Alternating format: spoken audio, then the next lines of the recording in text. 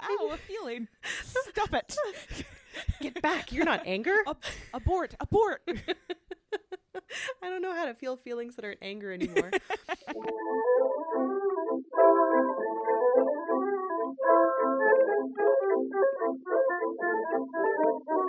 Hello and welcome to Witch Please, a fortnightly podcast about the Harry Potter world. I'm Marcelle Cosman. And I'm Hannah McGregor.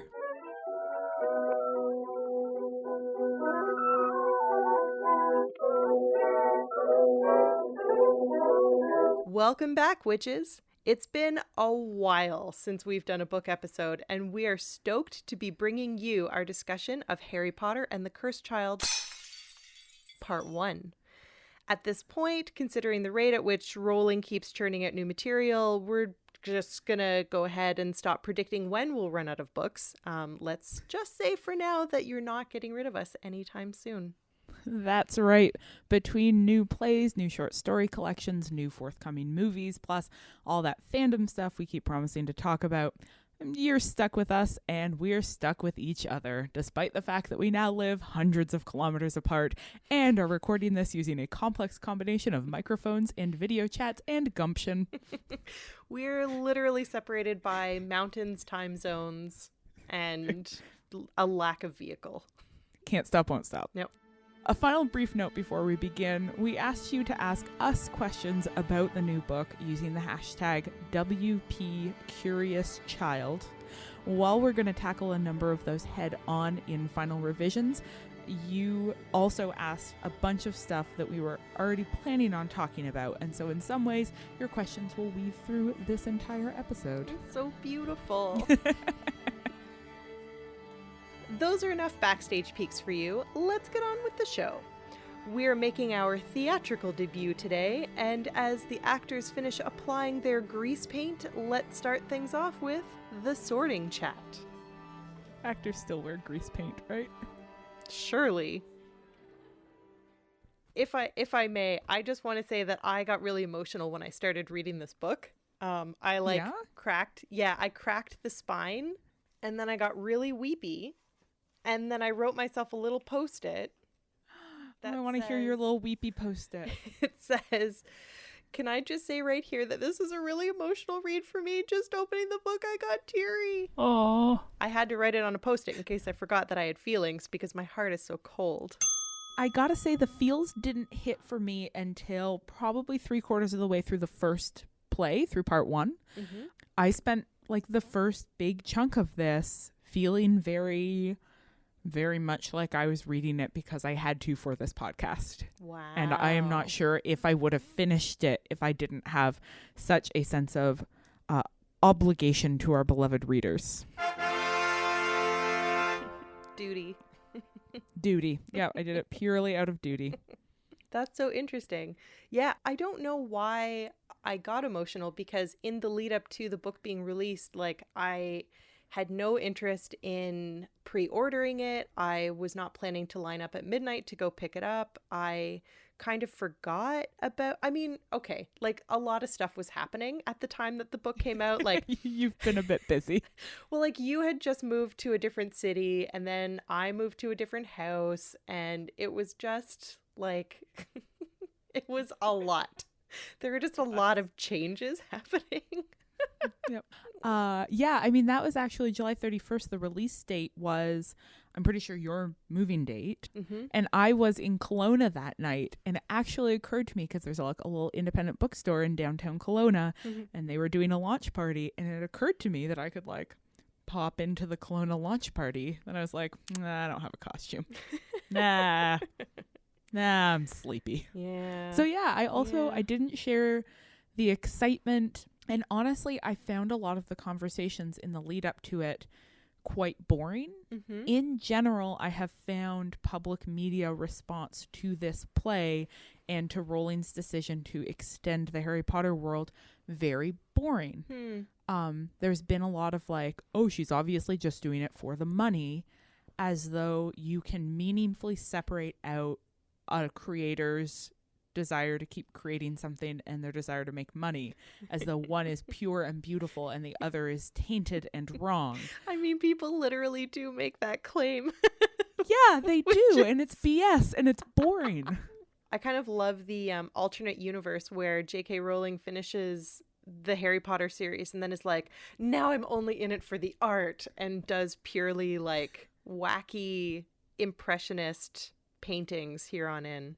Like she did. I mean, she published the first book. You publish books to make money off them. Yeah. Otherwise, you would write them and then give them a Tibetan sky burial. Like, publishing is a market. Yeah. So, like, I found all of that very silly. And I also found people's sort of alarm at the fact that she was changing genres in media also very silly.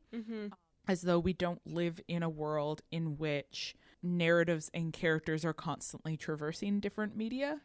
Star Wars does it, Marvel does it, DC does it, you know, Game of Thrones is doing it. And so like why would Harry Potter not be part of that as well? Yeah. So I don't know. I felt like I came into the book with already all of these sort of narratives about it that I found really uninteresting floating around in my head. And I think maybe it took me a little while of reading to sort of get over that stuff. All of the sort of public media baggage attached to this. And that stuff, like, for a variety of reasons, that didn't impact my reading of the original series. One of those reasons was that as a child, I was not aware of it in the same way. And also Rowling wasn't the same kind of celebrity when those early books came out as she is now. Yeah, that's so interesting. Yeah, I feel like I just had a kind of opposite response where I just checked out of the public conversations about Cursed Child and then approached the book like I was dead inside. It's a really good hermeneutic of soul death. I am reading this book now. I mean, don't get me wrong. I cried during this book like 7 or 8 times. It just wasn't until later. Okay.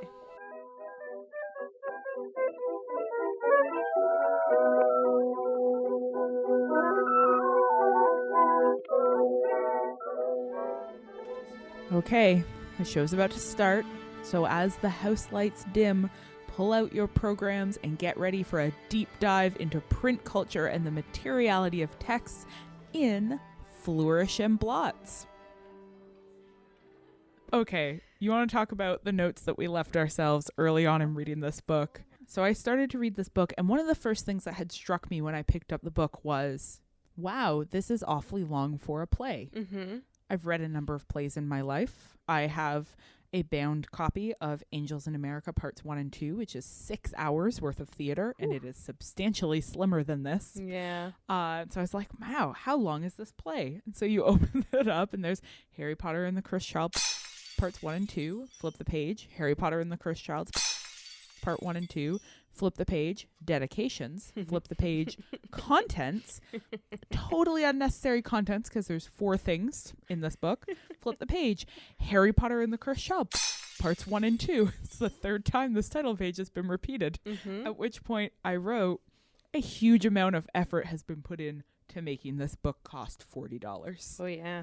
Were this any other play, this would have been released as a volume a quarter this length.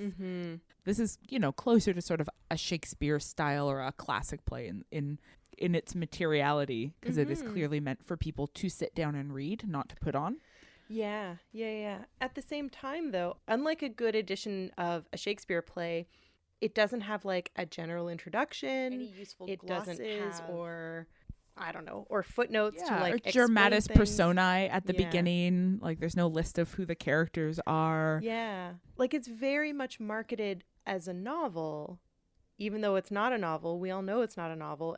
And like all of that paratext at the beginning puts a tremendous amount of effort into reminding the reader that this is not a novel. But like you've literally packaged it as a novel. So, and I was gonna mention that the typeface too for the actual content is the same typeface in the classic Harry Potter books.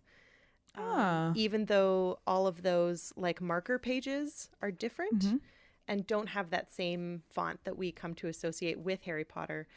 But the book design decisions were very strange because there was this attempt to market it as part of the series, But yeah, the Harry Potter font isn't used on these title pages.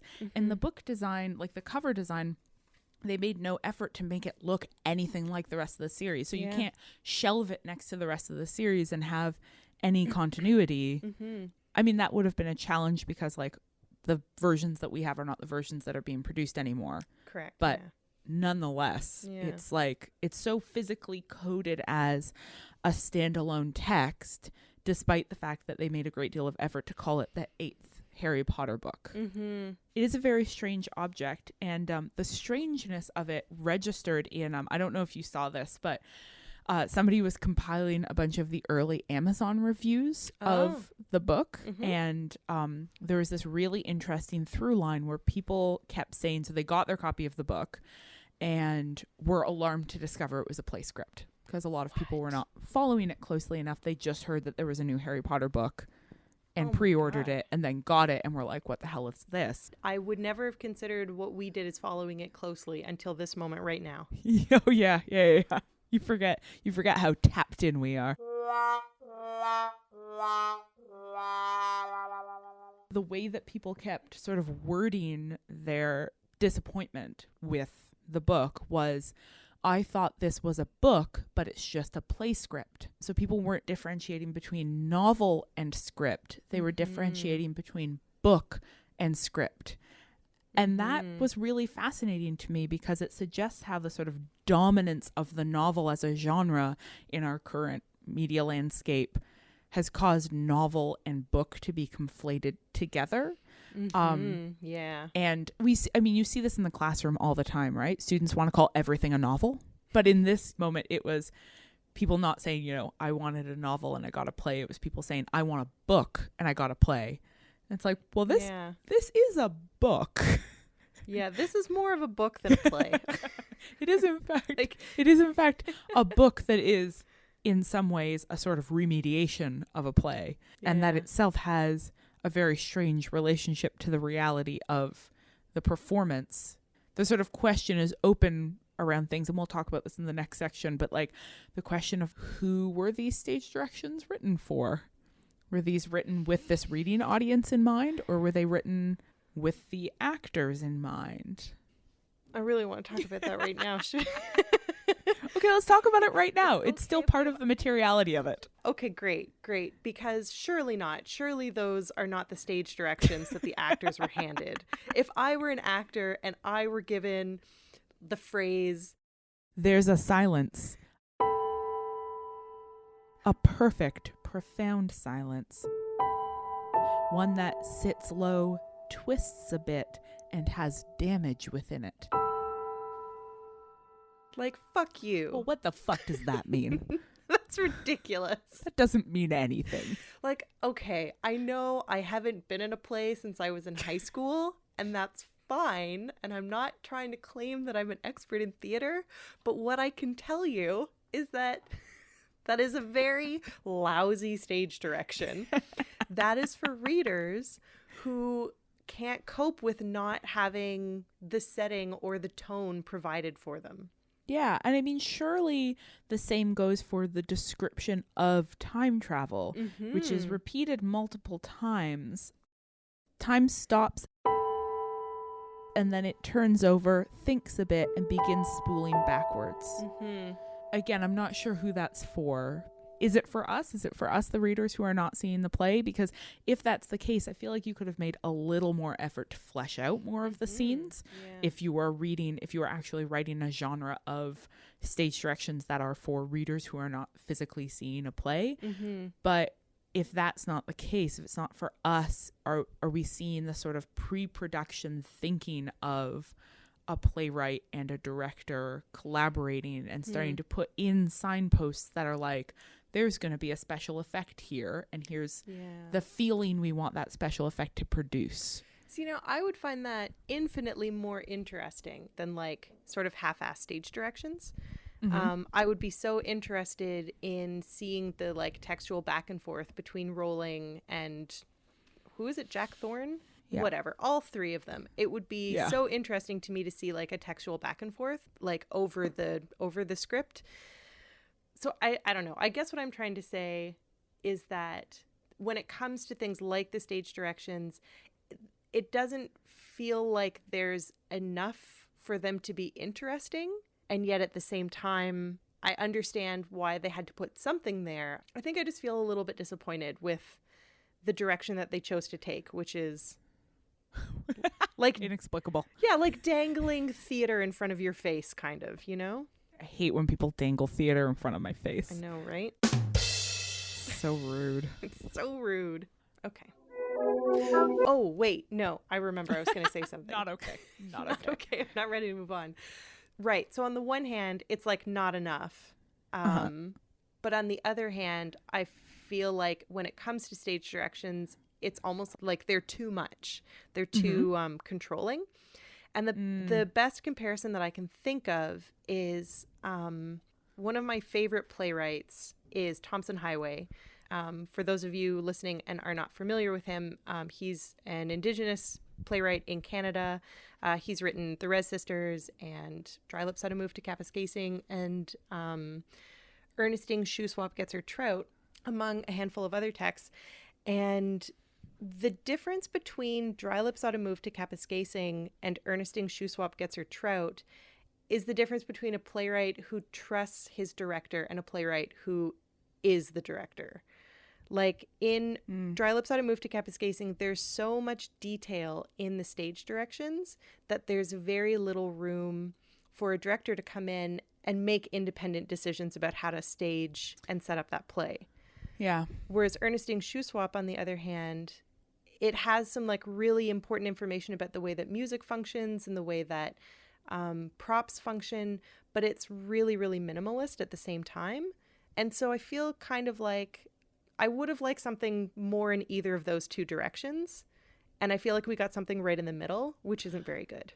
I agree. I'm struck by, again, a number of modern playwrights I have read. Some of them are very famous for having been really controlling about the production of their plays. So I think, if I'm thinking about it right, I think Tennessee Williams is one of the ones I'm thinking of, who wrote these like incredibly detailed, incredibly specific, like he walks into the room, he's wearing an outfit that looks like this, he stands in this corner, the stage looks like this, like it was so specific.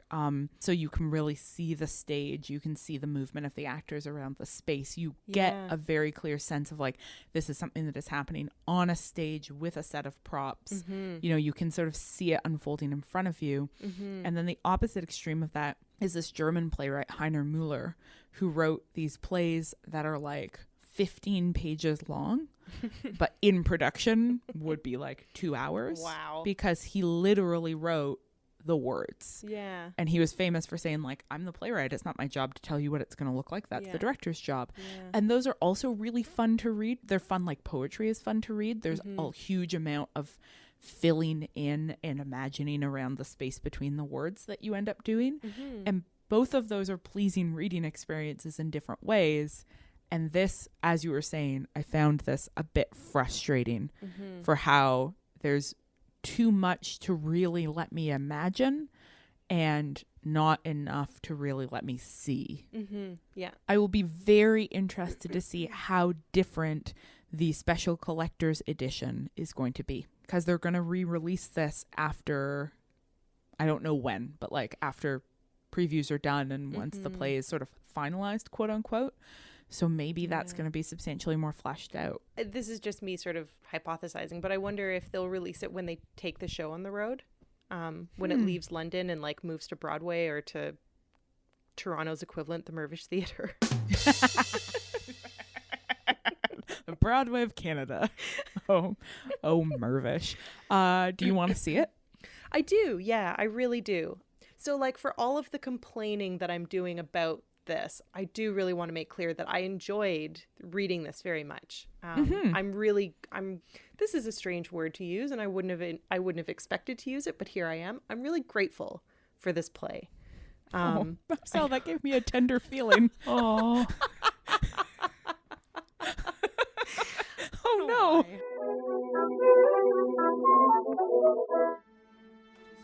Okay, I'm gonna need a hand here. There's like 12 people on stage right now, and I have absolutely no idea who's narrating.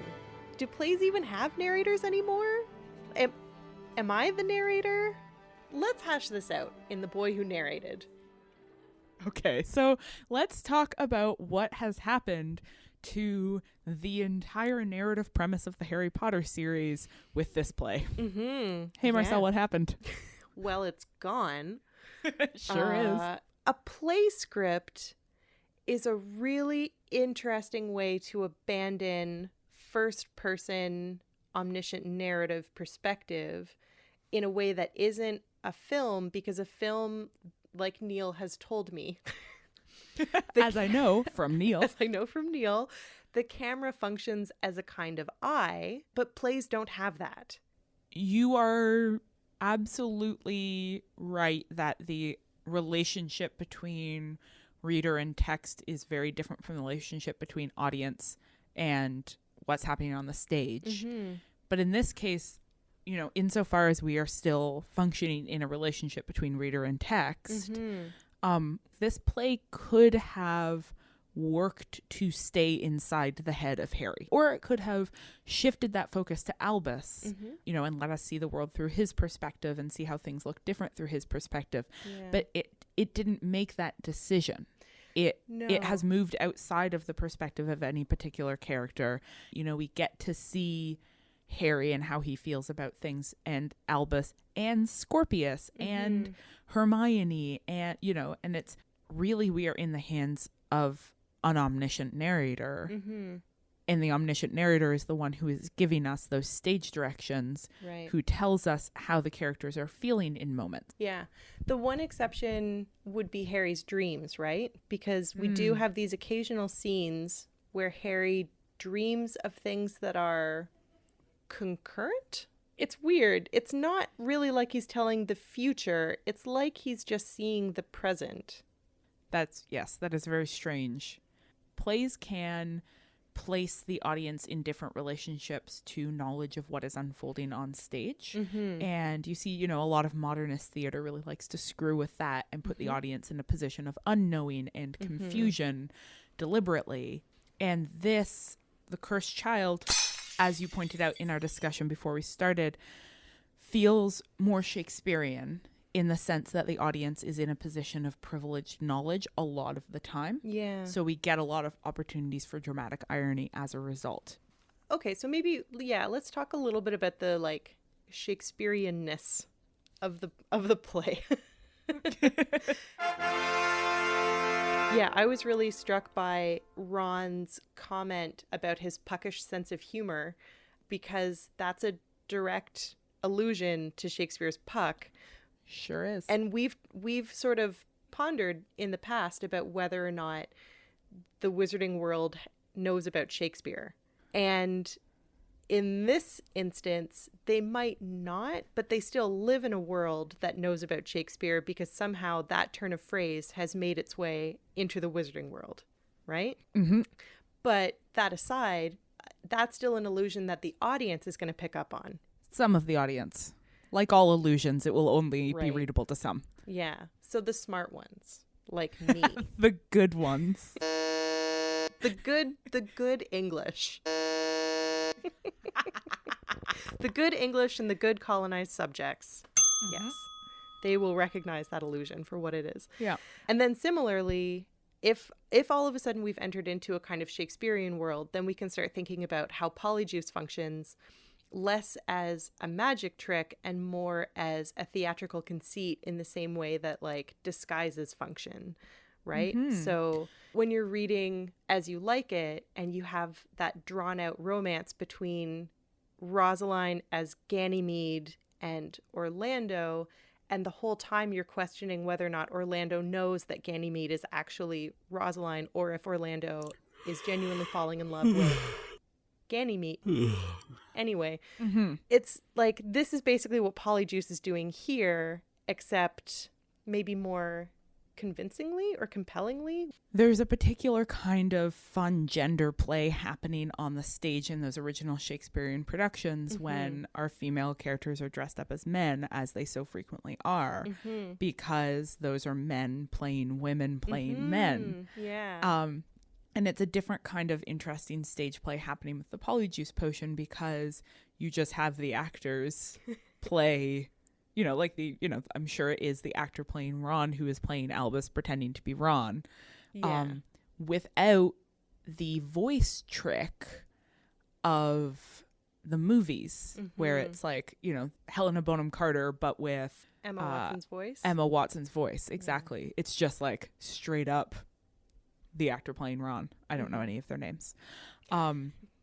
Yeah. So you get that in sort of really intensity of disguise, which makes you feel, I would imagine, particularly in the know as a viewer. But sort of to go back to, it is so hard not to constantly be imagining what the experience of seeing the play would be like. Yeah. But thinking about it sort of just at the level of what is included in the text, we don't get those scenes of gathering ingredients and brewing the potion. Like, that's not the point here. Like you said, it's not about the magic. It's about the actual sort of wacky hijinks of misunderstanding and misrecognition in the space of the stage, which does, again, go back to that Shakespearean trope. Yeah, there's another trope that you recognized.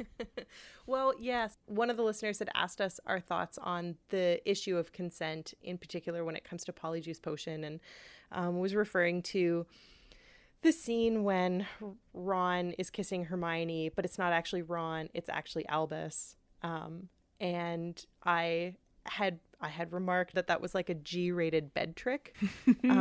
But now in this conversation, it's actually even more complicated than that, because I mean, we're making a lot of assumptions, but I feel like we are correct that it is the actor who plays Ron who is playing Albus Ron. Yeah, not like the actor who plays Albus wearing a red wig and like a long trench coat and standing on top of somebody else's shoulders.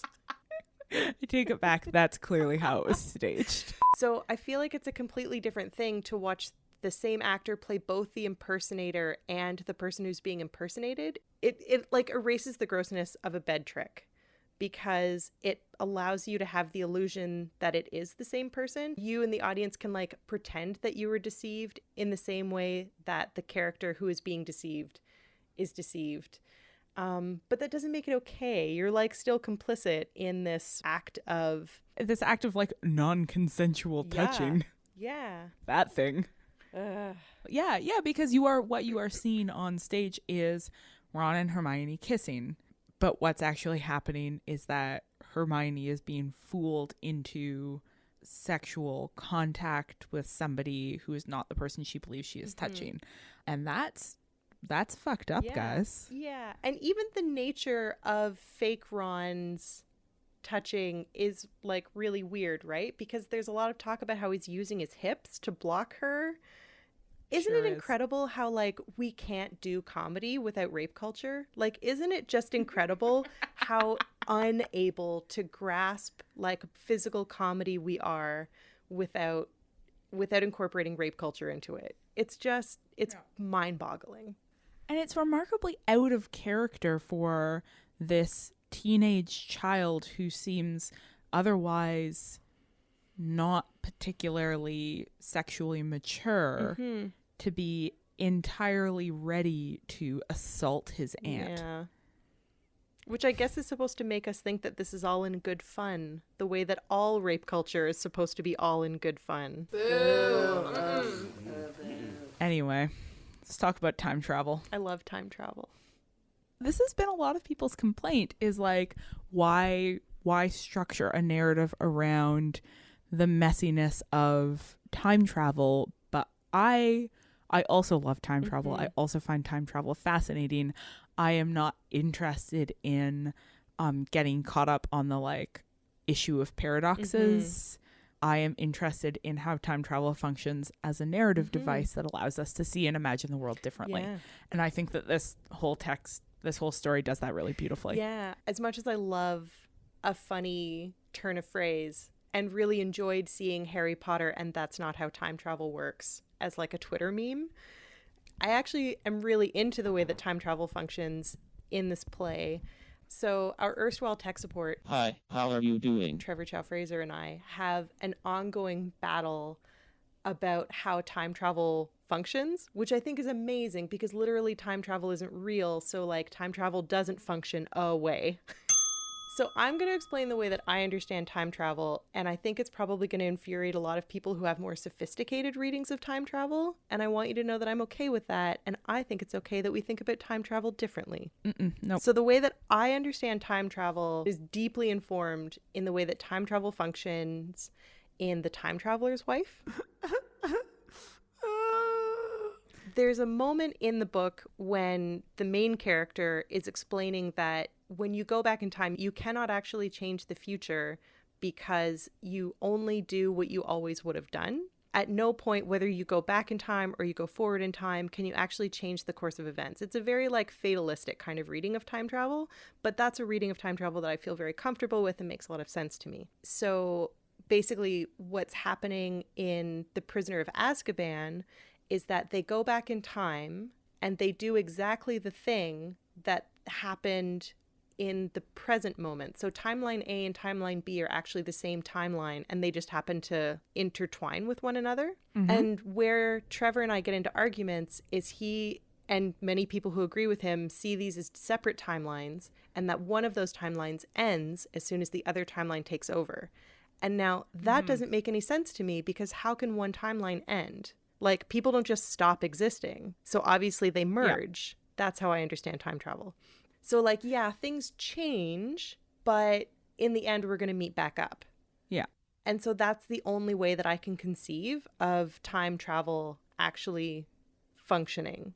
I don't know how to explain it, but it makes sense to me. Yeah. And I think that's, if you want to create a linear narrative, then ultimately, yes, things need to keep weaving back together. Where I don't necessarily agree with, not with your reading, but with sort of the version of time travel presented in The Time Traveler's Wife and in this play, is that sort of fatalistic feeling, the sort of the sense of inevitability, the sense that anything other than the way that things did turn out is bad and needs to be corrected. Right. And that when we see other timelines, when we get glimpses of them, they're all worse than timeline A. Yeah. And that sort of opens a question for me, because the drive of this play seems to be against changing things. It seems to be towards recognizing that even though the world that you live in is complex and messy and imperfect, you cannot go back and change things. You have to just deal with what you have, because Prisoner of Azkaban is about the fact that absolutely you can go ahead and change things. You just go right ahead and make that different. And in fact, you need to imagine the world as something that is open to editing in that way. So that seems, while I agree that the actual logic of how time travel works is not different between the play and the book, I think that the message is really different. That's true. Yeah, you're definitely right about that. I actually hadn't thought about it that way. I also want to make very clear that I think that a kind of fatalistic perception of time travel is not as interesting as a more going out there and making changes, and a kind of view of time travel that doesn't depend on the perfect imperfection of the timeline in which we live already. So I'm not interested in conservatism. I just can't wrap my head around a timeline disappearing. Wait, what? I can only wrap my head around that timeline never having existed in the first place. I mean, that version of time travel where you went back in time, you did something different, you've changed the timeline now, and so you will never reconverge with the future in which you went back in the first place. We're just getting into some quantum physics shit that I am not even interested in trying to wrap my head around. I don't even want to. No, thank you. Don't like it. So let's talk about a little bit about those kinds of arguments I was just articulating, particularly the argument that part one makes, that without things playing out in Ron and Hermione's relationship exactly as they did in the books, the two of them don't end up together. So this is a quote from Scorpius. He says, "Without Crumb, Ron never got jealous, and that jealousy was all important, and so Ron and Hermione stayed very good friends, but never fell in love, never got married, never had Rose." And we'll talk later on in particular about the unhappy version of Hermione that we see in this play, but that version of time travel, which is a thing you see all the time, that if this one particular thing doesn't happen, then nothing else will. That's I don't like that version of the world, because that also doesn't match my understanding of how human relationships work. That like, if we had not met in this moment, then we would never have been friends. It's like, well, like, they had ample opportunities to fall in love. Yeah, I find that idea especially boring for love stories, because if you need one specific crisis of jealousy to spark your long-term relationship, what is your relationship is literally based on jealousy, and that's not interesting. It also suggests that, and this is only occurring to me now, that like it's Ron's jealousy, so it gives all of the agency to Ron as the desiring party, and means that unless Hermione is specifically positioned to him as sexually available via the gaze of another man, she will never become positioned in that way, and will become a spinster because nobody will want her. Yeah. In shirking off Crumb's advances, she would have then like cast off all sexual availability. You say no to one man, you say no to all spinster for men. life. Hashtag not all men. Hashtag spinster for life. I wonder if it's possible to read against that interpretation that Scorpius and Albus have as being purely the understanding of love from teenagers who like don't understand the complexities of how like adult relationships work and form and blah blah blah. And the play does encourage you, I think, to read that without that crisis of jealousy and Crumb. They never get together. But I do think that there's also room to be like, no, things are probably more complicated than that. But like these are just teenagers. Yeah. What am I doing believing the voices of teenage narrators? I know better. You know better. I know better than that. I mean, no, but the play does definitely lean in that direction, but I'm going to say that we can resist that. Okay, one thing that I just want to put out there. I just want to put it out into the world and express with like the biggest eye roll gif is when Albus expresses his discomfort being seen with Harry at the Hogwarts Express at the start of his second year. This is page 22. And Harry's like, well, second years don't like to be seen with their dads, huh? And Albus is like, no, it's just you're you and I'm me. And then Harry's like, it's just people looking, okay? People look and they're looking at me, not you. And I was like, fuck off, Harry. Die in a fire, Harry. That's what, you know what, that actually reminds me of a thing that I noted. The first scene is like a reproduction of the epilogue of Deathly Hallows. There's a joke in Deathly Hallows where everybody is staring and Ron says, oh, they're staring at me, I'm extremely famous. And that's a joke in Deathly Hallows because they're obviously staring at Harry because he's extremely famous. But in the rewrite of that scene for the play, all three of them are famous. They get stared at when they're together. And further to that, Ron has already drawn unnecessary attention to himself by doing a dumb magic trick. Albus says, everyone's staring at us again. And Ron says, because of me, I'm extremely famous. My nose experiments are legendary. And so that it actually reframes that, like, Harry's not the only one who gets stared at. They all get stared at. Hermione's the fucking minister of magic. Like, she gets stared at when she's out in public.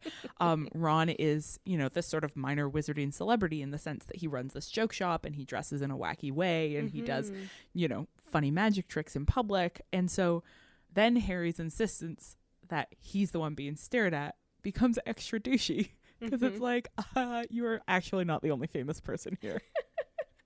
Yeah. Oh, Also, like, way to try to make your kid feel better by like reducing him to a secondary character. Like, You may not know this, Harry, but Albus is literally one of the main characters of this story. You have become a substantially less interesting protagonist, Harry. I hate to break it to you.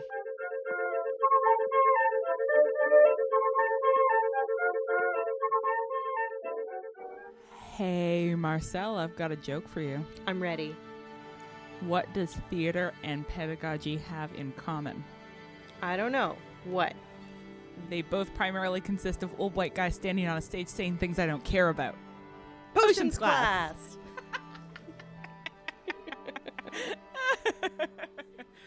Perfect.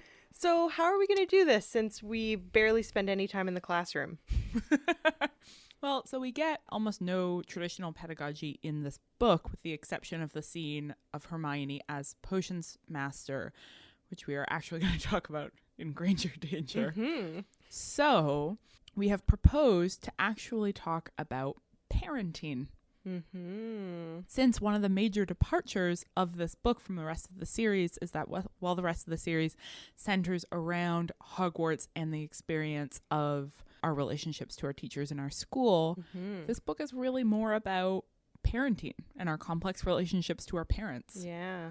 So let's talk about these characters as parents. Okay. I would like to start off by talking about the difference between Hermione and Lily as mothers.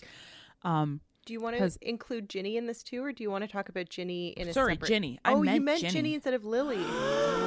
That's so Freudian. Because that's what Ginny has become, right? Yeah. Like, so a conversation that happened in and around the WP Curious Child hashtag was somebody asking if Ginny was a stay-at-home mother and was being opposed to Hermione as the working mother. And then somebody else pointed out that no, there is a single reference to Ginny having a job. She is the editor of the sports page for the Daily Prophet. Yeah. But that is it. Other than that, you never see Ginny at work. You never hear Ginny talking about work. Ginny has no coworkers. Ginny has no identity as a professional.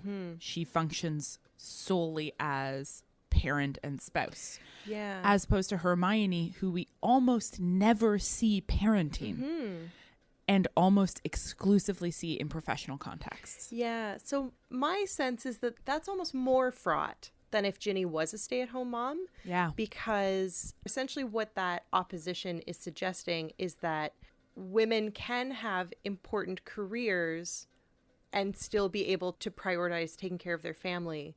But in that case, it's not at all fraught, and they don't ever have to worry about it or think about it or be troubled by it. Whereas Hermione's anxiety about whether or not she and Harry are spending enough time with their families, like we get the impression that Ron does more of the parenting than she does. I just wish that it wasn't placed in opposition to Ginny, who appears to have no trouble balancing both a career and parenthood. And also, in balancing both a career and parenthood, the result is that you don't know anything about Ginny's professional life whatsoever. And also, you never see her struggle as a parent. Yeah. The only struggles Ginny has as a parent is helping to facilitate the relationship between her husband and her son. So even though Ginny is described by some of the characters, including by Harry, as like fun-loving and brave, all you get of her is like she's just a facilitator. Yeah. Like she has no function of her own because she has no struggles. Yeah. I guess the one benefit to this being a script and not a novel is that lack of description does leave a lot of room for the director to flesh that out. But when you're reading it, that absence is not necessarily much of a space for imagination. Draco implies that she's the editor of the Daily Prophet, not the editor of the sports pages. And she has to actually correct him that she doesn't edit the whole thing. But that may just speak to how little Draco cares about the Daily Prophet and how much he just reads the sports pages. I really hope that's the case. That's amazing. And it's a good job. I like the job that she ended up with. Yeah. And of course, obviously, there is the argument to be made that like Ginny is full of struggles of her own and interesting relationships to her work and to her parenting, but we just don't get to see it. You know, she just remains a really unfleshed out character. And it's unsatisfying for me. You know, one of the things that makes the modeling of pedagogy in the rest of the series interesting and exciting to read is that it shows you how teachers shape your life but never have this purely deterministic relationship on you. And that's because you have this relationship to your teachers where they're these major adults in your life, but also they are only part of one part of your life. And, you know, you don't have a biological relationship to them, etc. And there's something by sort of shifting the focal relationships to those of parenting rather than of teaching in this story. There's a lot more of that, like, aspects of your relationship to the adults in your life that are totally outside of your control because they are biological. And the anxiety that accompanies a lack of biological similarity. Albus's assumption, for example, that Harry likes James more as a son because James is more like him. And the ways that Rose really just resonates as a combination of Hermione and Ron. And the fact that Scorpius, even though he is clearly nothing like his father, is still, you know, he's still a Slytherin because Malfoys are Slytherins. Like, there's this sort of really deterministic relationship that these kids have to their parents. And it comes through in some ways the most clearly for me in the line where Albus is talking to Scorpius and sort of trying to reassure him that he doesn't believe the rumors that Scorpius is Voldemort's son. You know, he's saying that you're a kind person, and he says, I don't think Voldemort is capable of having a kind son. Right. You know, which reminds me of comments that people have made in the past that, like, Voldemort is the way that he is because he was a product of rape, and that like our parents have this deterministic impact on us. Yeah. Which is just a really, really troubling modeling. Yeah. So there is part of this play that does really seem to resist this notion of biological determinism that I think otherwise the play can very uncomplicatedly project, and that people seem really drawn to when it comes to the idea of parentage and like kids being like their parents, blah, blah, blah. And it is the part when it's after Draco and Harry have gotten into that big fight in their kitchen, and then Ginny comes in, and then Draco apologizes for messing up Ginny's kitchen. But then Ginny corrects him and says that Harry does most of the cooking. Oh, God. Yes, that's so true. Okay. You know what? I'm also grateful for these tiny little things. Yeah. There's good moments. Tiny little things. So Harry's talking about his need to protect Albus, and Draco is responding and saying that his father thought that he was protecting him. And he talks a lot about loneliness. And he says that he was really lonely and that it sent him to a truly dark place, and that Tom Riddle was also lonely. And that Harry can't understand that because he always had two best friends. So what Draco says is, I think, like, probably the most important message, which is that Tom Riddle became Lord Voldemort because he never stopped being lonely. Yeah. And I think it's really unfortunate that is so easily overshadowed. I guess, like, biological determinism is just so easy for us to turn to. It's so easy for us to just like, well, yeah, but his father was a Nazi, so he's probably a Nazi.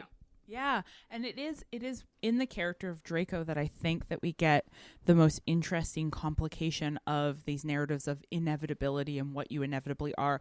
We're going to have to talk about it more in the second part when we see Draco in timeline 3C. I don't remember how I'm labeling these timelines. Timeline C. Timeline C. But I think that this is a really, really beautiful moment, the same one you're talking about. It's page 136, in case people want to find it.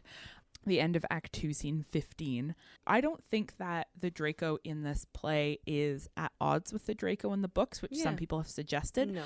I think that instead what we get to see is that parenting and that kind of relationship has given Draco a different perspective on his own childhood and has helped him to understand that, like, his experiences were not inevitable and that he can actually imagine other possibilities for his son.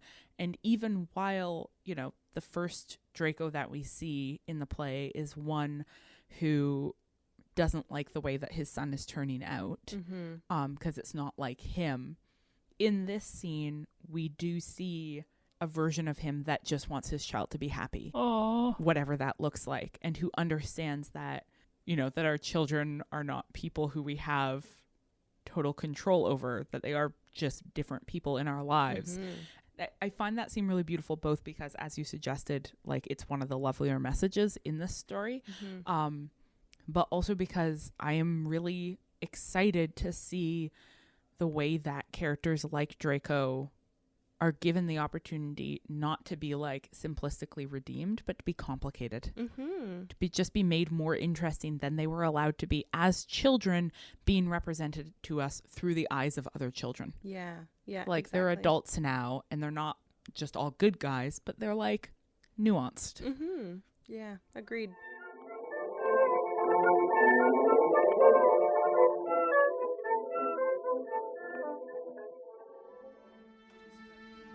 There are a lot of things that I love about the theater. The lights, the glamour, the structural sexism and racism of casting policies. So I guess it's time to head to the Forbidden Forest to talk about bodies and the systems that oppress them. Let's talk about the number one question we were asked most by listeners, which is exactly how gay are Scorpius and Albus for one another? Okay, so we have a lot to say on this topic, obviously. So much. And the first thing that I want to say is that nobody is wrong. So, like, the people who are reading this and are like, no, they're just friends, and the people who are reading this and are like, they are, like, mega in love, none of you are wrong. You are all correct. I do think that this book, I described it earlier as reading like an It Gets Better project. So, like... It is most definitely available to the reading that, like, two young, lonely boys who feel isolated and lost in the world find one another and fall in love, and everything is going to be okay. Yep. Yeah, like, that's for sure what's happening here. I think a queer reading is, like, really, really available and really, really interesting.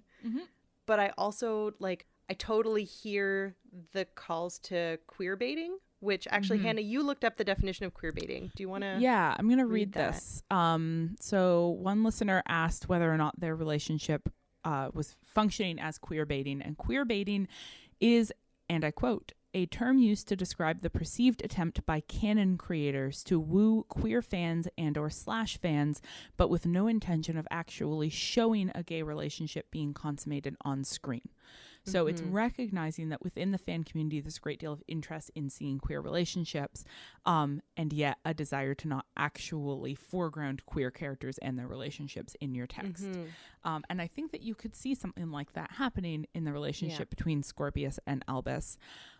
I would like to remind people that their potential queerness is in no way fundamentally undermined by their attraction to women. Right. You can be bisexuality is a thing. It's very real. It's a real thing that really exists, and these boys could be completely in love with each other and also attracted to some of the women that they are encountering.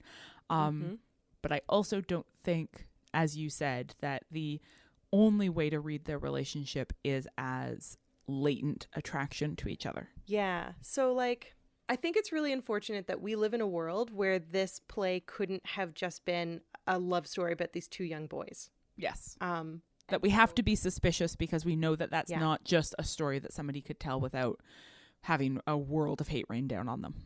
Yeah, exactly. I think that's really shitty. At the same time, Hannah, you were talking earlier about how the lack of intimate friendships between male characters like leads to this turn to queer baiting, right? Yeah, that it's hard for people to look at the relationship between Scorpius and Albus because outside of romantic / sexual relationships, we almost never get to see pictures of men loving each other, needing each other, being heartbroken by each other. You know, like that is the description at one point of them having their hearts broken. And that is a version of intimate friendship that is very frequently depicted between women and that we very rarely get to see depicted between men. I don't know. Why do you think that is? Why do you think that we get so many more representations of women's intimate friendships than men's?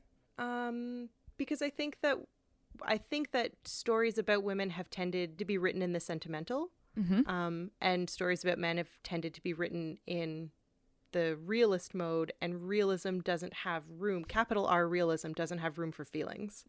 Yeah, I think it's just a question of genre and our histories of generic writing. Yeah, I think it is in part. I would say also that patriarchy disavows men's emotional registers and their ability to experience intimacy outside of the bonds of particularly of heterosexual relationships, which is why so frequently what we see in the relationships between men in popular culture today is this homosocial triangulation, which is the way that two men who feel close to each other, the way that their relationship actually gets expressed is through shared attraction to or competition over a woman.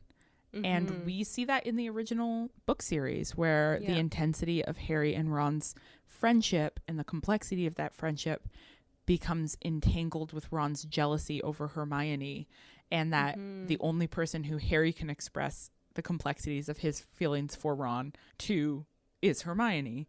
And I think it's really amazing that in Scorpius and Albus we get an intimate, loving relationship between two men that doesn't have to be triangulated through a female character who does their emotional labor for them. Yeah, I agree with that. Although at the same time, it does feel to me like Albus's attraction to Delphi and Scorpius's attraction to Rose are superfluous. And by superfluous, I don't actually mean superfluous. I mean only there to reassure the scared readers and viewers that, like, don't worry, this isn't a play about homosexuality. This is a play about pure friendship. Yep. Good old-fashioned boys being boys friendship. But ultimately, you cannot read it like that because whether you want to read the relationship as queer or not, you certainly have to read the relationship as intimate and emotionally charged in a way that no introduction of token romantic interests can do away with. Yeah. You know, it's about the beauty of friendship. And if you told me here is a story about the beauty of an intimate friendship between two men, I would probably be like, I don't particularly want to read that story. But I loved reading this story. I loved getting to see what that emotionally tender friendship looked like. For me, I think that was largely because I really loved Scorpius. Love Scorpius. Albus can kind of go jump in a lake. Yeah, Albus is a lot more like his dad than I think he would like to believe. Oh, and similarly, if you had told me that this was the story of a father and his son reconnecting, I would be like, meh. Yeah. Yeah, I don't care about any of these things. But I cared a lot about this story. Yeah, and Scorpius, he's amazing. He's so delightful and charming and awkward. And, like, what is it that he says at the very beginning when, like, he meets Rose Granger Weasley and he's like, oh yeah, he says, hi, Scorpius. I mean, I'm Scorpius. You're Albus. I'm Scorpius. And you must be. Oh. Yeah, and then the moment where he realizes they figure out who he is and he's like, you can leave now. It's like, no, Scorpius. Precious like baby. This is why when people were like, after the mini-sode that Andrea and I did, which we actually recorded before the play had come out, but released after, and Andrea asked me who I thought the next Voldemort was going to be, which in the next episode we will talk about this, but I actually think that I was pretty on the nose with my reading of how the sort of return of a Voldemort would play out in this world. Yeah. I suggested that it would be Malfoy's son. Right. And people were like, how could you say that about sweet Scorpius? And I was like, you know what? I take it back. I am so sorry.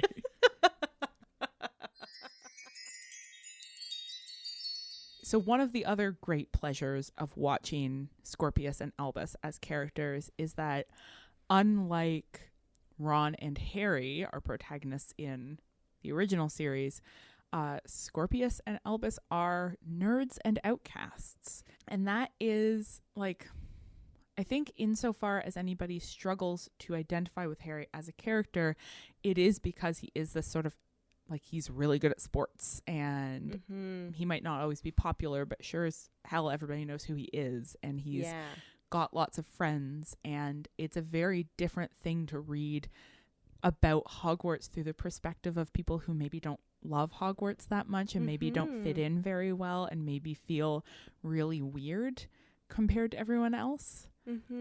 Yeah, definitely. Yeah, which I really liked, because I think that we do need more stories about more stories that aren't Catcher in the Rye about kids who feel like really, really at odds with the world that they're in.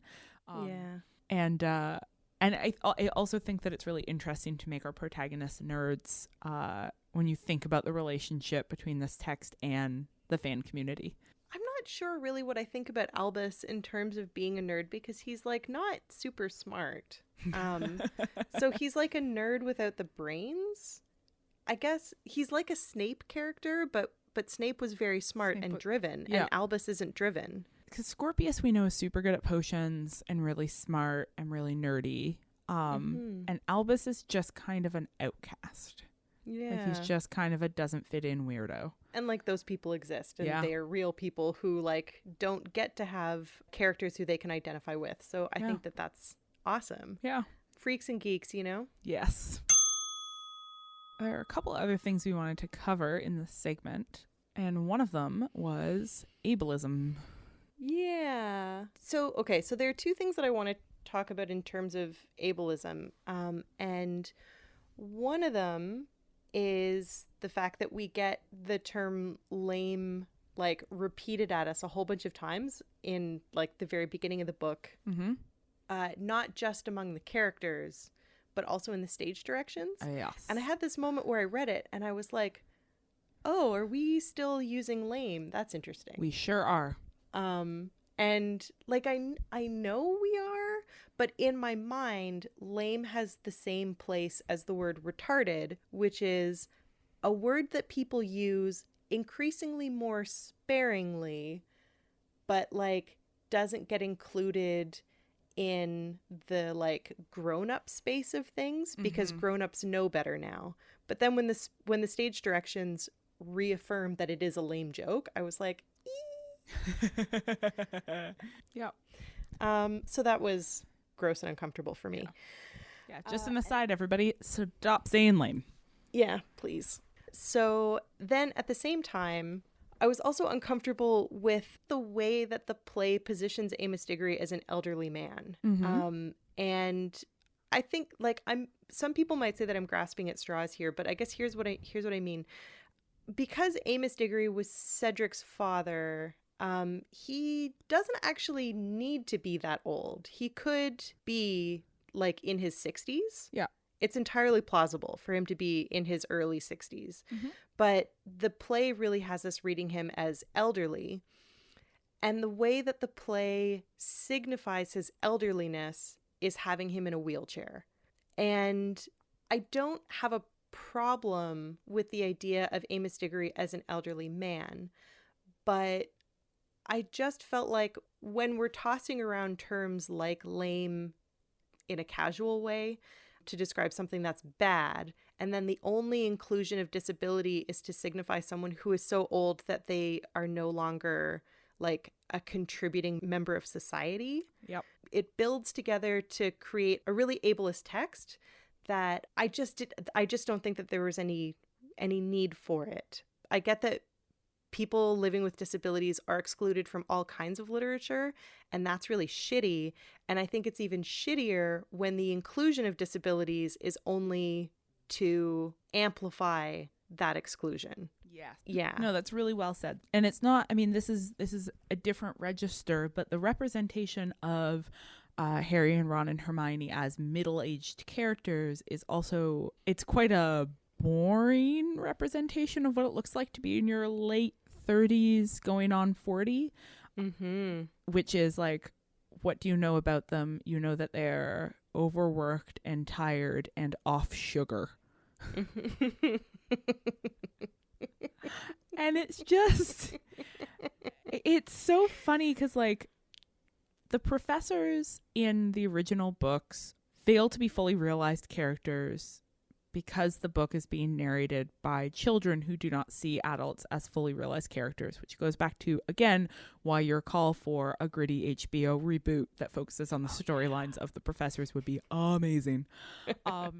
But in this one, like, these are our original main characters. This is their story as much as it's the children's story. It's a chance to represent fully fleshed out adulthood. It does that a little bit. You know, it does show us things like you are still learning and growing as an adult. You still have a complex relationship with your own parents as an adult. I liked that. But also, I rolled my eyes so hard at the whole like, oh, we're off sugar right now. It's like, oh, fuck off. I hate this. Adulthood is dumb. They're such middle-aged, late 30s people. They're so middle-aged for 37. It's no surprise that the next generation is represented as enfeebled. Yeah. Like, we're both in our early 30s. So we are like infinitely closer in age to like parent Harry, Ron, and Hermione than actually, and Ginny would be like a year younger than them. So she's even closer in age to us. And there's no excuse to going off sugar. Gonna have to insist all these characters start eating sugar again. Honestly. Force feed Ginny milk duds. Okay, I think that might. Oh wait, Chew watch. I don't think that there are any Jews in this book. I didn't see any. Okay, so the one last thing that I want to mention, and this is a really brief aside, but you know, we talked at the end of the Deathly Hallows about how it seems like the post-Battle of Hogwarts world was about a reversion to the same rather than an improvement of any kind. And we get one brief reference that suggests to us that the world has in fact changed. And that reference is Bane, the centaur, talking about the fact that the Forbidden Forest has now been deemed Centaur Land, and that the students at Hogwarts are not allowed to use that space anymore. And so that's our one sign that like maybe post-Battle of Hogwarts things improved a little bit, that the status of magical creatures or non-wizards within the wizarding world did in fact shift, and that we now live in a world that has a little bit more respect for the centaurs. What did you make of that? Also, I'm having a lot of trouble saying the word centaurs. Centaur. I don't know. I never know how to pronounce anything. Words are hard. So, okay. So I guess the thing that sticks out to me the most is that if the Forbidden Forest is, we'll say, repatriated, it's interesting to me that they haven't changed the name to like Centaur Land or like or something Centaurville. Centaur language. Or something in Centaur language, exactly. Like some kind of indication that, oh, we don't call it the Forbidden Forest anymore. We called it that when it was like occupied land, and now it's not. I guess on the whole, it like really disappoints me. I feel like the theme of this book is I was grateful for it, but it disappointed me.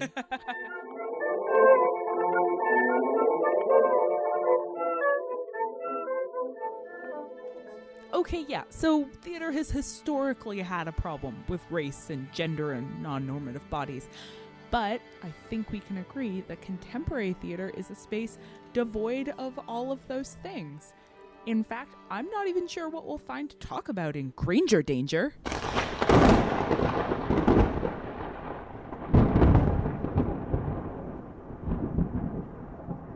Yep, the end. No need to dally here. I think we should start off with at least an allusion to, even though we've already talked about this in other contexts, the casting debacle. All right, the decision to cast Hermione and as an extension, Rose as Black, and the anger that fans experience or that fans express as a result of being told that this character did not look the way that they had thought that she looked, and how revealing that was to so many of us of how we continue to treat whiteness as the status quo, whiteness as the default, that a character doesn't need to be marked as white but must be marked as non-white, and that if you do not explicitly mark a character as a person of color, then it means that they are not, and you are not, absolutely not allowed to imagine them that way. Yeah. I guess I don't really know what to say. Maybe the reason why I'm having such a hard time to think of anything to say is because, like, this is like a stay in your lane kind of conversation where, like, the best that we can do as white women readers is to be like, it's actually not a problem to not cast a white person as Hermione. So everyone just like be fucking cool. Yeah. It's interesting to me because of the sort of tradition of race blind casting in modern theater. The example that comes to mind readily for me as a person from Ontario is the Stratford Festival in Stratford, Ontario, which does in fact practice race blind casting. And you just have to fucking deal with the fact that you're watching Macbeth and Macbeth is white and Lady Macbeth is black, and like, just get over it. That's how this is going to work. And the defense of casting Hermione as Black was in part framed, you know, by the production team as part of this tradition of race blind casting. But I think there's a significance that Hermione is the only character who was cast, you know, in a way that surprised people. Okay. And I am curious to see how casting will play out in future productions of this play. If this is now going to establish, like, canonically within the Cursed Child, Hermione and Rose are Black, or Hermione and Rose can be cast as white if some productions want to. Will we ever see a Black Harry? Will we ever see a Black Ron? Will we ever see, you know, an Asian Harry? Like, will we actually see race blind productions of this play? Will it turn out to be an opportunity to really complicate the sort of baseline assumptions of whiteness throughout Rowling's world? Or is this the one example that we're going to get? Do you think that race blind casting can be as effective as, like, deliberately casting non-white characters? No. You know, reading through this play, I am not convinced that it's written in a way that is race blind. In fact, I'm not convinced that race blindness is a thing that should be the goal of a text, because any attempt to sort of write a character who is not specified in one way or another within white supremacy is going to default to whiteness as the status quo. And I think, in fact, what you need to do is write characters who are, like, deeply embedded in embodied experiences of being racialized.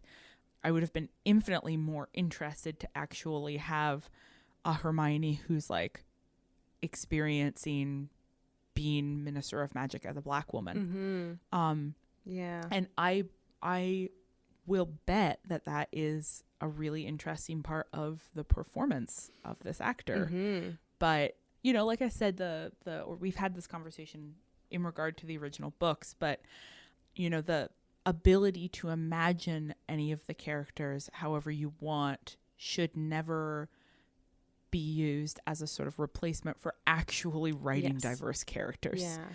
Yes, I can come in and I can imagine characters as queer. I can imagine them as people of color, but that doesn't mean that you can just not include queer people and people of color and disabled people in your books and just be like, oh, if you want to find space for yourself in this book, just imagine it in. It's like, no, you should actually be writing these characters.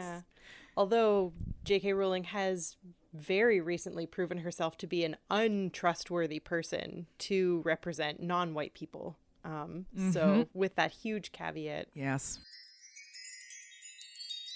Okay, so let's start off with Hermione in this book. We need to, or Hermione particularly in the first play, we get to see one of the alternate timeline Hermiones, and that is Hermione as a mean spinster. And I we actually didn't talk about how we felt about this representation, but I'm going to go ahead and say that I find the way that this narrative conflates being unmarried and childless with being petty and cruel and unhappy just enraging. It just enraged me. Yeah. So that's really interesting to me because I really loved that Hermione. And I wonder if the reason why I did is because I'm reading it from the position of being literally married with children. You literally are that thing. So like reading it. Okay, wait. Let me backtrack. I think that you were totally correct in saying that the text is conflating being childless and unmarried with being like mean and miserable. I think that is absolutely, absolutely correct.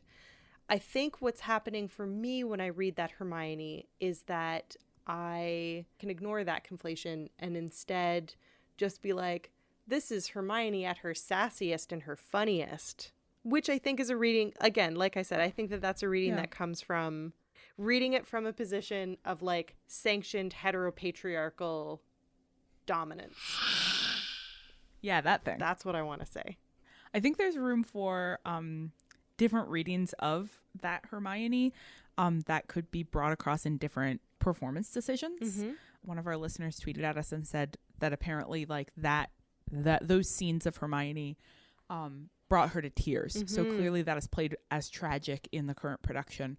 But you could also play that for humor if you wanted. Like you could actually have a sort of triumphant version of Hermione as a like, I didn't get married, I didn't have kids, I didn't end up with Minister of Magic, so I finally get to be the Hermione who gives no fucks about everybody else and just gets to say what I've been thinking this whole time, which is, God, you are all so stupid. Yeah. But I am, as a, adult, unmarried, childless woman, very aware of the way in which the spinster figure is cast as always the bitter, the unsatisfied. And particularly when you pair that Hermione with the moment in which Harry tells McGonagall that she doesn't know what it's like to be a parent. This story has very little space for people who do not have children. Yeah. And for imagining people who do not have children as also leading like fulfilling, rich, interesting, complex lives. Yeah. Okay, so here I think is where my attempt to read Hermione as like just like badass and not giving any fucks is completely undone. And it is the fact that Ron and Hermione still pine for each other. And so instead of being like a fully realized and interesting character in her own right, all of that sass and sarcasm and sadism becomes the product of being bitter and lonely. Yeah, okay. So I want to officially backpedal and again say that I was grateful for it. And then it disappointed me. I have nothing new to say about this except for like the argument that you do not get to be a full person without a romantic partner is bullshit. Yeah. And I do not understand why an unmarried Hermione doesn't get to be Minister of Magic when we don't know anything about Fudge's personal life. Yeah, indeed. So like all of a sudden we get repetitions of stories that like unmarried women can be teachers. And that's it. In fact, are required to be teachers. Which also, okay, can we also talk about the implication that like a person suddenly becomes like old and crotchety when they turn 40? I know we already talked about middle age in general, but like we use the term spinster very lovingly and joyfully when we talk about like our unmarried women friends. But like that's not how society uses the term spinster. And sure isn't. That's not how Hermione is portrayed as a spinster. And so all of a sudden, like, why the fuck is 40 a like bitchy old spinster? Like what? Like, have you met a 40-year-old recently? Like, did Sex and the City accomplish nothing? That's what I would like to know. If nothing, I mean, it did accomplish very nothing. No, accomplished it's very very good little. point. Yeah. Okay, all right. Let's talk about back to timeline A Hermione. The fact that Hermione's daughter is Rose Granger Weasley, but Lily's children, Ginny's children, But also Lily's children. I can't Good point. stop. But also Lily's children. Lily's children and Ginny's children are Potters. Yeah. Lily's children. Ginny's children. They are the same character. I mean, they literally are. It's fine. You're not literally wrong. the same character. Ginny's children do not get to be Weasleys. Right. They are Potters. Yeah. Yeah. And that also really comes across in the way that, like, it's taken for granted that James is just like Harry, and so there are no problems there. And yet Albus, who's sort of like struggling to find himself, no one's ever like, oh, he's a lot like Ginny. Yeah. And that's it's like you failed to be like your father, and so you are no good. You are no good and no one. So when we were talking about this beforehand, I had sort of commented that one of the things that really bugged me about the fact that Harry and Ginny's kids are just Potters and Rose is a Granger Weasley. So there's always just going to be one Potter, and because Ron and Hermione got together, they don't need to have any Grangers or Weasleys. It's okay to have like one person representing both Granger Weasley, and it's supposed to be some kind of symmetry, and I just find that really stupid. Yeah, that comes across as well in the fact that, like, in Timeline B, Ginny and Harry still got together and the Potter children still exist, but the real tragedy is the failure of Ron and Hermione to create, you know, the Granger Weasley offspring, right? So it's like the inevitability of Harry's inheritance continues. Yeah. Oh my God. And you know what? Okay, so Hermione doesn't have any children, and Ron has Panju, who I think we can, given the way that patriarchy functions in this play, we can assume is Panju Weasley, but we only ever hear him referred to as Panju, and so his name sounds like his mother's, Padma. So we have a like very clear connection between mother and son. So the play also kind of invites us to think that Ron doesn't have any children either. Yeah. Like he doesn't get Panju.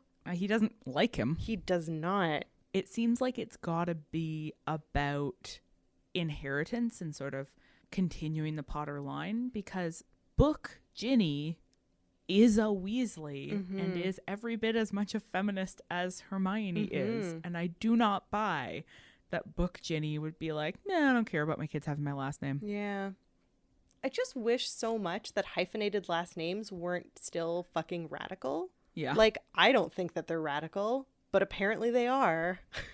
It only struck me, Granger Weasley didn't strike me. It was Granger Weasley next to Potter that struck me. Yeah. That was like, well, why the hell aren't you Weasley Potter? Yeah. Like, that doesn't make any sense. Or Potter Weasley.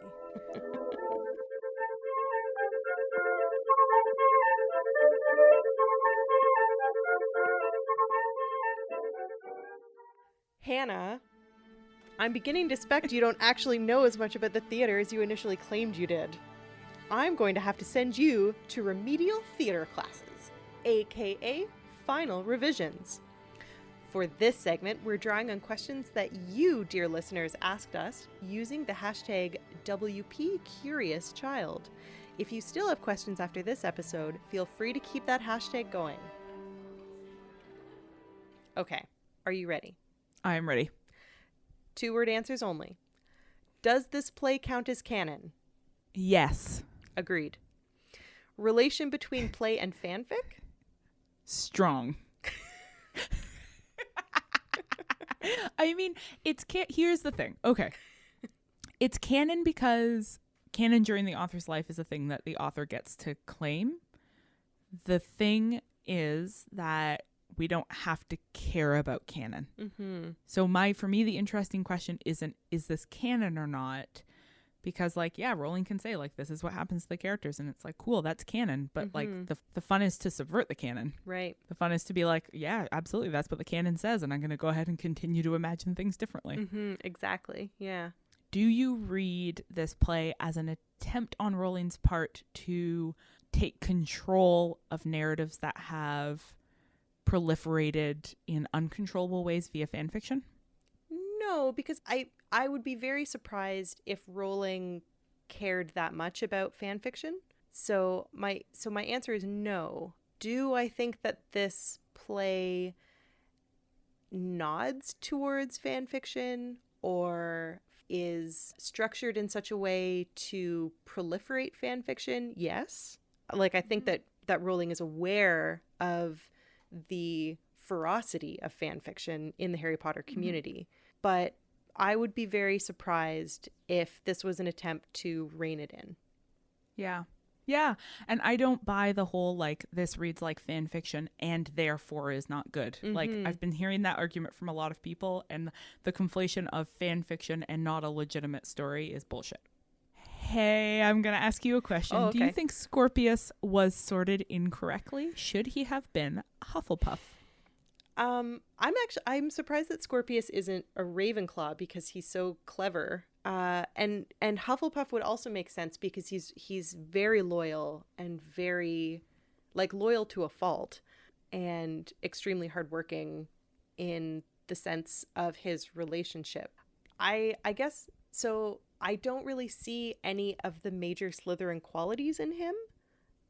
So in that sense, it surprises me that he's sorted into Slytherin, but I do still think that my understanding of Slytherin is, like, deeply informed by Harry's perspective of Slytherin, which is, like, so stereotypical and shallow. And, like, maybe Scorpius does have lots of, like, I don't know, political ambitions or something.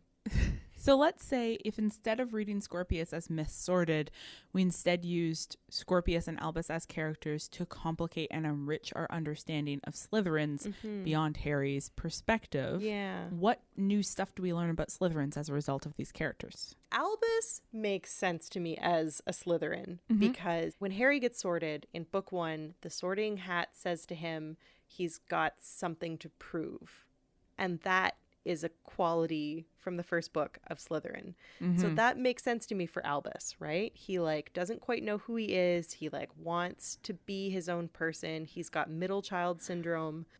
So for Scorpius, I guess the qualities that he demonstrates in Slytherin are his willingness to prioritize kinship bonds over A sort of greater good. Yes. Yeah. Yeah, which is a really great way of being shown that, like, being a Slytherin is not all about selfishness. It is, in fact, a lot of the time about intense attachments. It's just a particular kind of attachment. Yeah. And perhaps an attachment that people outside of Slytherin find very threatening.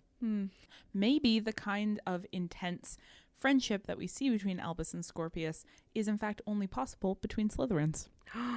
Whoa. Yeah, because maybe the other houses are, like, way too homophobic to have those kinds of intense emotional bonds between two people of the same gender.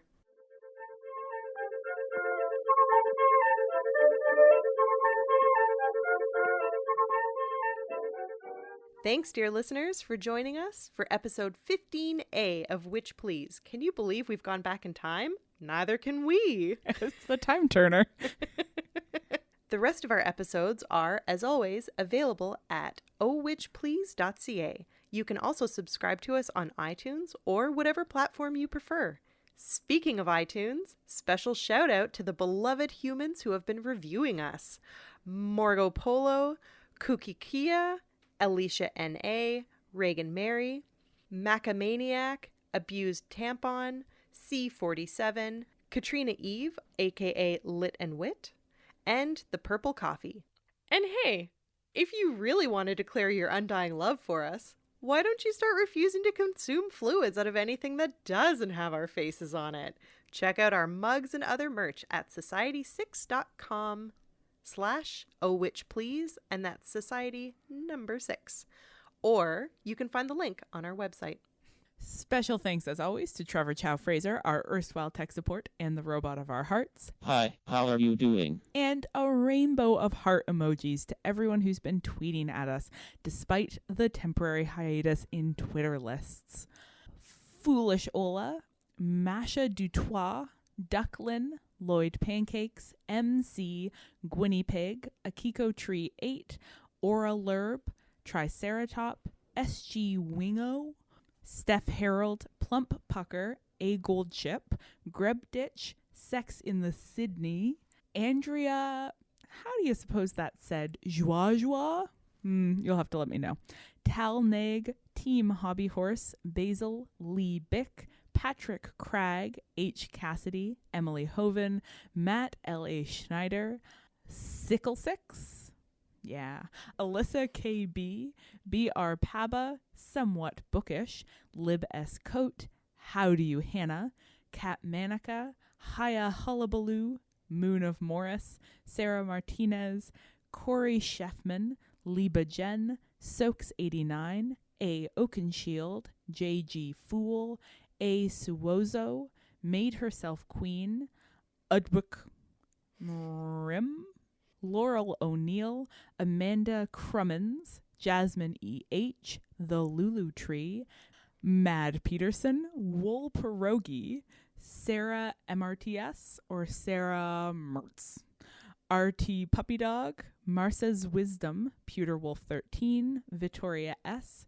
Veronica UK, Tamar Atkinson, Les Sourires, Alan Matley, CC Streeter, Bronwyn Fay, Ifia S., Tallulah Rising, Savoir Fairest, J. Howen McBride, It's Allison Reed, Meryl Kate, Sherry B., Sirius Rachel, Ms. Megan, Sarah Huco, ABK Runs, Leslie M. Swayze, Alexa Viome, Stars Collide, Dr. Q Who, Christ and Popular Culture Podcast, Karinasaurus, Libby Sometimes, All Mad Here 27, Argata, Arlie Adlington, Theo Potterhead, Holly Dunn Design, Student of Whim, Today's Craving, Bianca Pinair, Jade Constable, Flowdot, Alexandra Koch, Serenity Then, Coffee Bisexual, Heavenly Evan, The Actual Megan, Roxy Rotary, Double First Name, Scriptorium Girl, Terry Lee McGarry, Matt Domville, Paige Knorr, Simply Yules, JV Purcell, Kat Morissette, Lily Actually, Natalie Kismet, Paula Gabrielis, Mara Bobera, Pensif, Ali Karina, Neil Politan, Chillin Kristen, Vanessa M. Zoltan, Sweet Tea Librarian, S.M. Mackin, M.W. Boyce, Scanlon Taylor, Liz Faw, J. Magnus, Isle of Van, After 3, C. Fairbarns, Blue Susan, Elhofer Design, Katarina Hoven, S.J. Kynes, Brits B., Sally E. Andrews, Kiss Me Hardy, Emily K. Compton, Freckles in April, Caitlin Sykes, Hi, It's Me, Ashra Koletkar, Nikki McClayton, Miss Genders, R.K. McKinn, Bookish Chick, Schneider Ann C., A.E. Lang, Olivian, Rach, J. Andrew Dick, Lost in Transit, Barry Wrights, El Burgon, Christina Osborne, Glazebrook Girl, Caleb C. Gibbs, Lala Toadstone, Rose Maybe, Indigo Han, Tika Bell, Mandy Osborne, Richard Bromhall, Proletarian Arts, Hello, I Am Miriam, Kat the Book Nerd, Sophie Peppy, and my book jacket.